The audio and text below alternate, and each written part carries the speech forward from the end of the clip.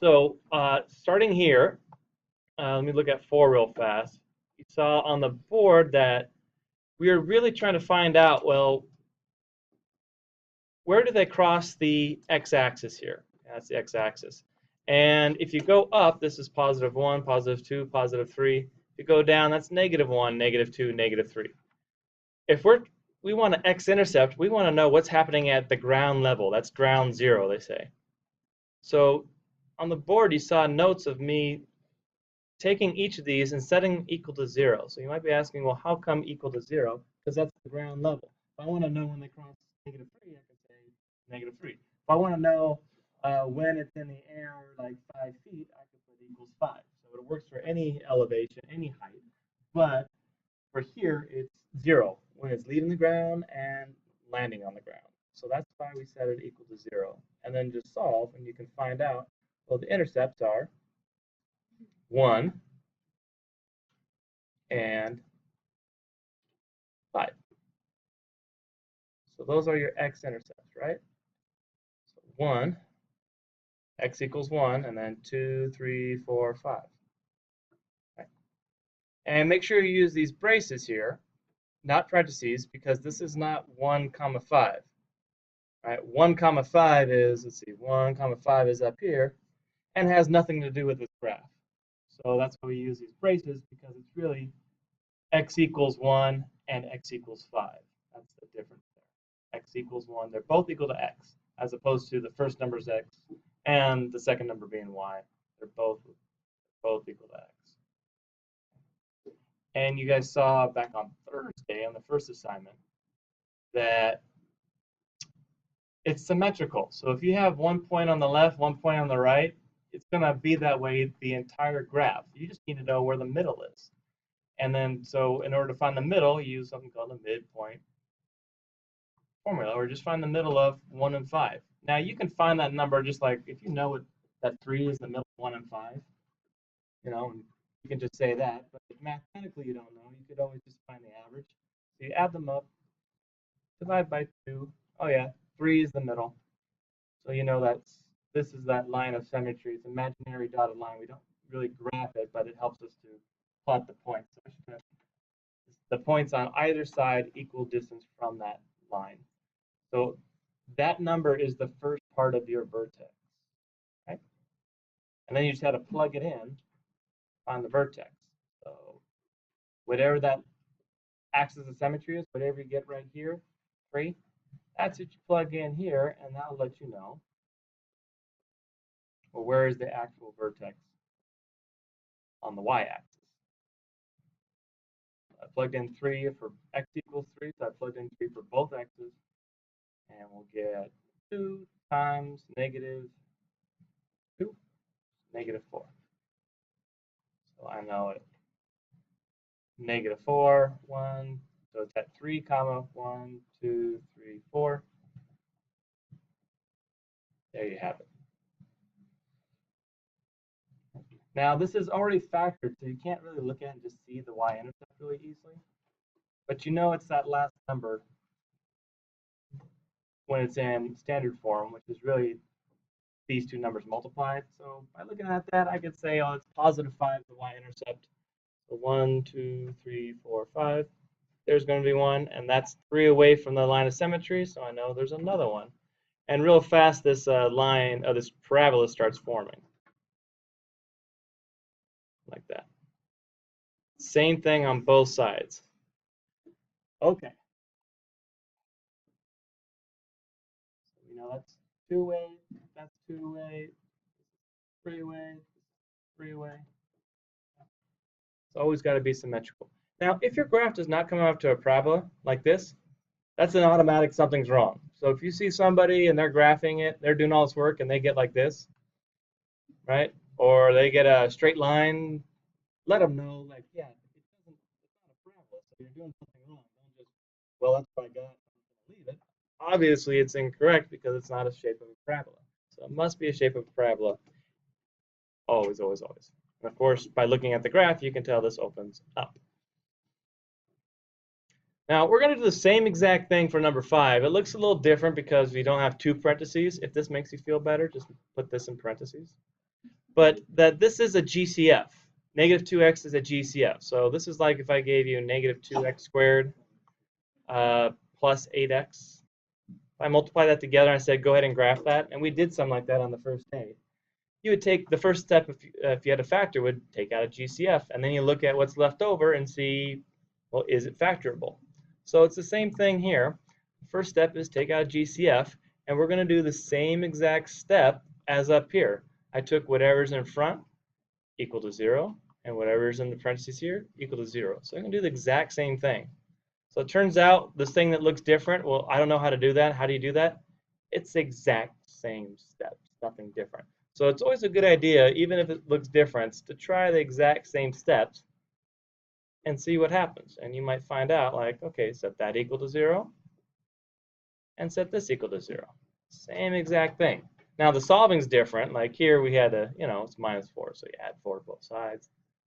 So the solving might be a little different, but instead of adding 2, since it's multiplication, just divide by -2. X equals 0. And there's your two x-intercepts, 0 and 4. So it was the exact same steps, nothing different, other than you had to divide both sides. So 0 and 4 on the x-axis, right? So it's like, well, how do I know where these numbers go? Well, they start off with x equals. That's a good hint. They go on the x-axis. And then over here, you can say x-intercepts are 0 and 4. It's not wrong if you put 4 and 0, so it's either order. I have a tendency to do things from least to greatest always, so it's consistent. Axis of symmetry, what's in the middle of 0 and 4? 2. Yeah, so I'm okay with you just saying x equals 2. Right? If you want to prove it, you can do 0 plus 4 and find the middle. Right? And get 4 over 2, which equals 2. That's fine. Right? But for more simple stuff, yeah, just say 2. And that axis of symmetry is always the first part of the vertex. So we know that, well, it's somewhere down the middle. This is the middle. And where? So let's plug in 2 and see what we get. So we get -2 times 0 times what, 2 minus 4? I say it should be 2, not 0, huh? Thank you. Yeah. X is, I did it again, positive 2. 2 for x, there we go. And 2 for x, there we go. There we go. So we get -4, right, times 2 minus 4, which is -2, which equals positive 8. All right. So that means we got our vertex way up here at 2, 8.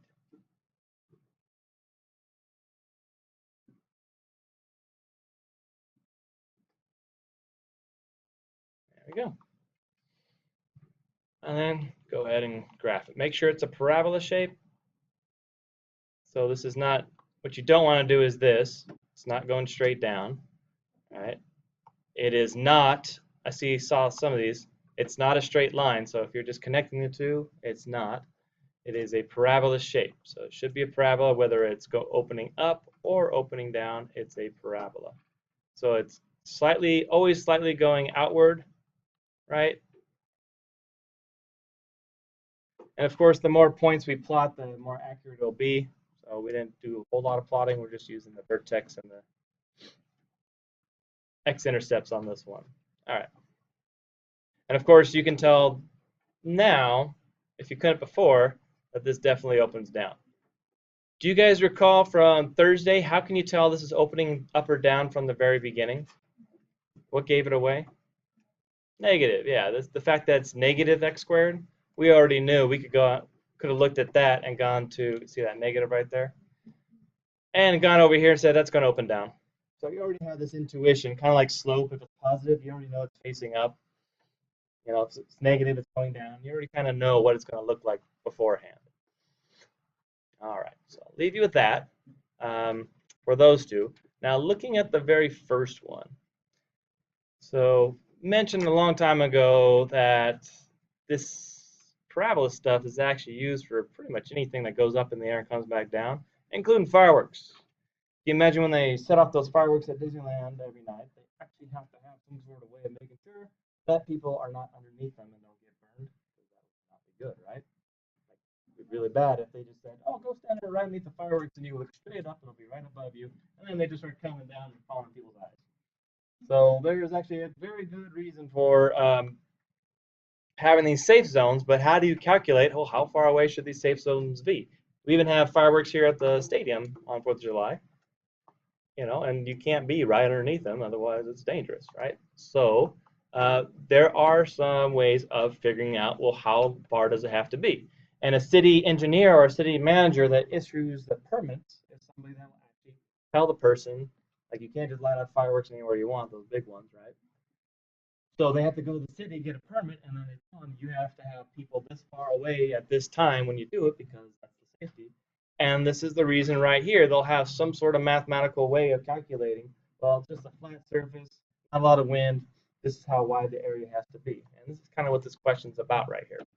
Okay? So it's not like somebody is, pulling out their parabolas, every fireworks season and just doing this. There's some set spaces, set numbers.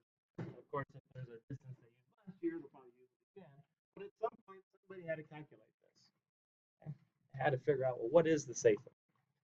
And this is just like what we just went over, where you can look at, well, we'll set that one equal to 0, right?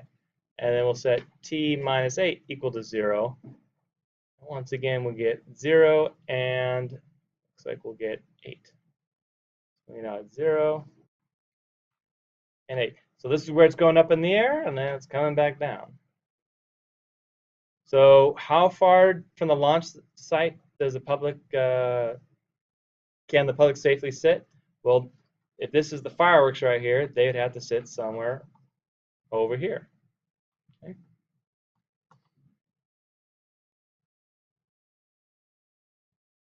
So you can say, well, if it's at 8 is where it has a possibility of landing, anything further away than 8. And that could be, I don't know what the units would be there, but definitely not feet, but meters or something like that. Be something further away than 8. 8 or more would be safe. Again, it doesn't stipulate the units here, but 8 or more.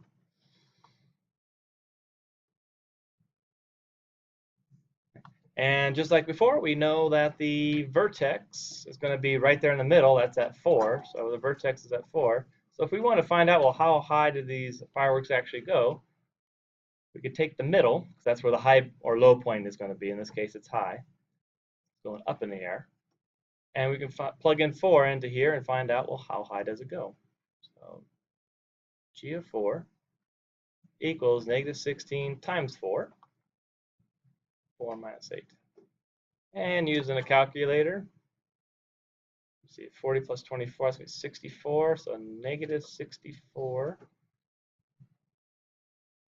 And 4 minus 8, we get 4. All right. And what's 64 times 4?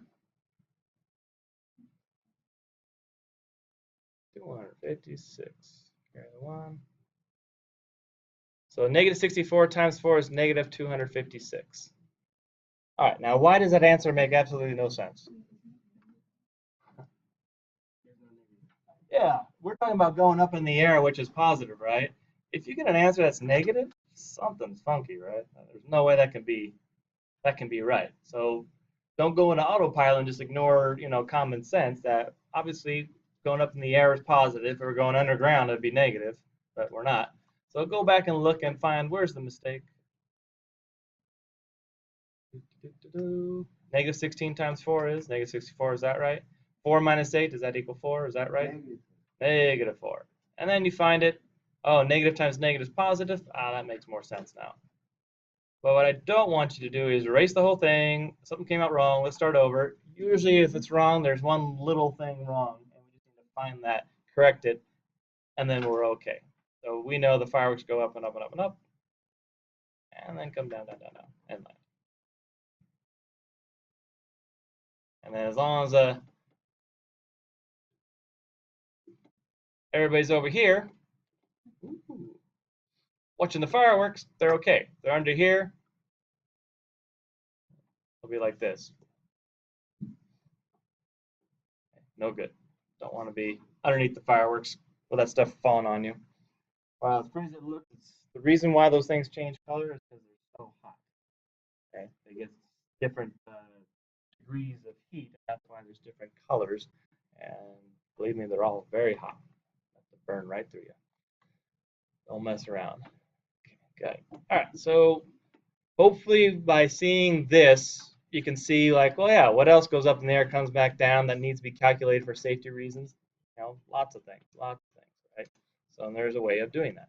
Now we're not accounting for wind and other variables like that yet, but that comes in later in calculus. All right. This number, -16, anytime you have something falling, you'll probably see this -16 because that's gravity. You know, things fall different rates depending on the gravity. -16, that's what you use for gravity here. And that's in feet. Okay, if it was in the metric system, which you'd see a -9.8. And that would be how things fall. So if you take physics, you're going to do a lot of parabolas, and they're going to have -9.8. It's all done with meters. There you go. Good. All right. So hopefully that answers a lot of those questions. I'm going to have you take out your Chromebooks now and do something, and then we'll move on.